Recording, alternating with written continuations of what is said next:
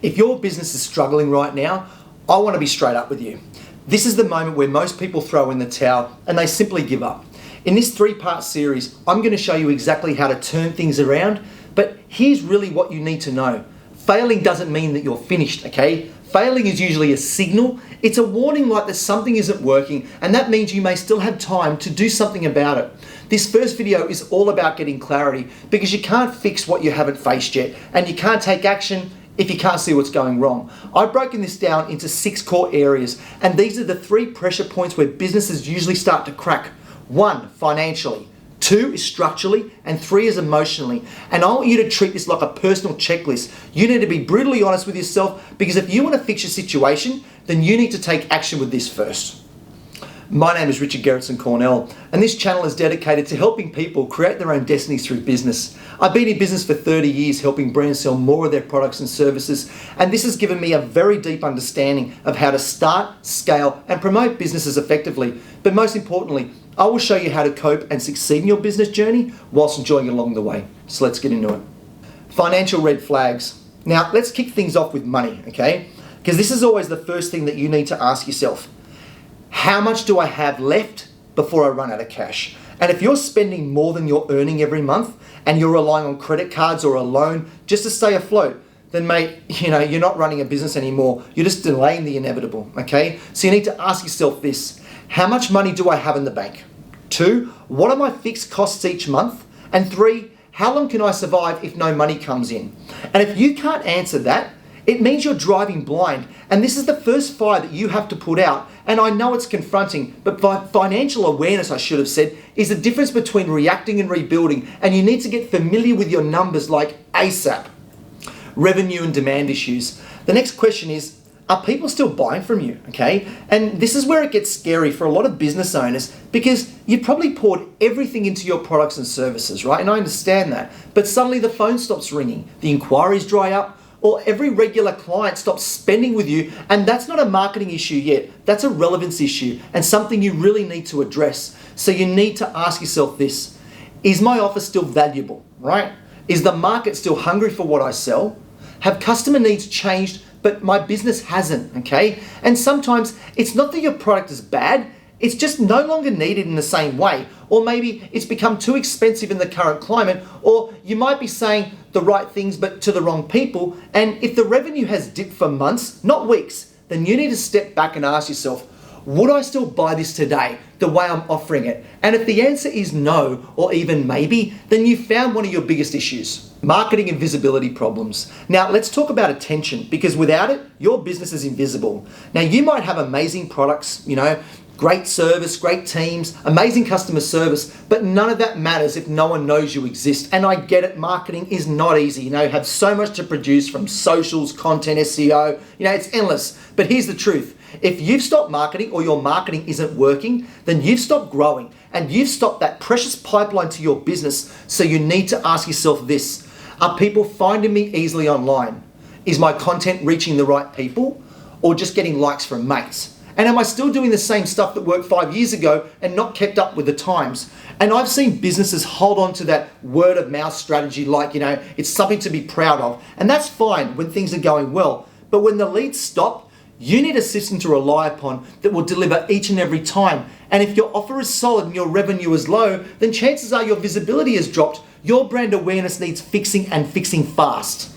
Operational issues. Now, let's get into the internal mechanics, right, of your business, because sometimes the problem isn't out there, it's usually in here, and you can be selling well and have decent cash flow, but your business may be chaotic, so to speak, right? And your staff are confused, your customers are unhappy, you're constantly fixing problems that should have been avoided, and you're going around in circles, right?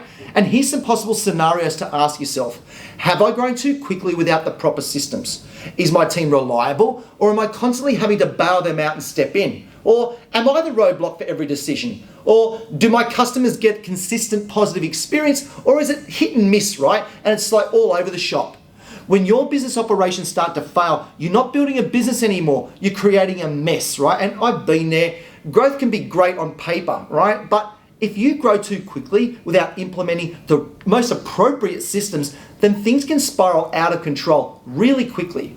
External factors. And sometimes things happen to your business which are due to outside influences, okay? And that's just part of business, right? Never going to change. Maybe a competitor popped up and undercut your pricing, or maybe new laws mess with how you operate. Maybe a global event like COVID wiped out half your customer base. It happens and you can't stop this from never happening again. And while it's easy to throw your hands up in the air and blame the economy, right? The truth is, every business eventually faces external pressures, and you can't control the storm, but you can control how you adjust your business to cope with these outside pressures simply by understanding that they will happen from time to time. So you need to ask yourself this: has the market changed in ways that I didn't expect, right? Or do I need to adapt my pricing, my offer, or delivery? Or am I still in a position to, stop this from happening again? And I know it's hard, but the longer you delay adapting, the harder it will be to survive. And external change doesn't need to kill your business, but it can be a pivot point, right? It can make you act quickly now so you're ready for the future. Mindset and motivation. And finally, let's talk about the part no one likes to admit: your mental space. And I've worked with many clients, who've made a ton of money, right? Had great products and services, great teams, yet they still wanted to shut their whole thing down, wanted to shut their doors and walk away. Why? Because they were exhausted. They were completely burnt out, disconnected from the business they built. And I know from experience, I've been there, right? Many times over the years. And it's happened to me, more times than I want to remember. But you get to a point where you can't see the forest through the trees and it becomes all too much. So you need to ask yourself this: am I still excited about my business, or am I just going through the motions? Am I running from fear, or am I leading with purpose? And when was the last time that I took a break, just to get clarity in my head and just think about me, right? And you can have the best strategy in the world, but if you're mentally drained, you won't follow through with anything. You'll hesitate, you'll put things off, and eventually you'll end up giving up. And not because your business failed, but because you simply ran out of energy. And this is the real aspect of business that a lot of business owners, they simply put to the back of their minds, right? Until it's all too late. And you need to take this seriously, otherwise you're going to go mad and you're just going to burn out. So key takeaways here are: 1, assess your financial position. 2, look at your revenue and customer demand. 3, evaluate your visibility and marketing. 4, look at your internal operations and systems. And 5, identify any external forces at play. And 6, check your mindset.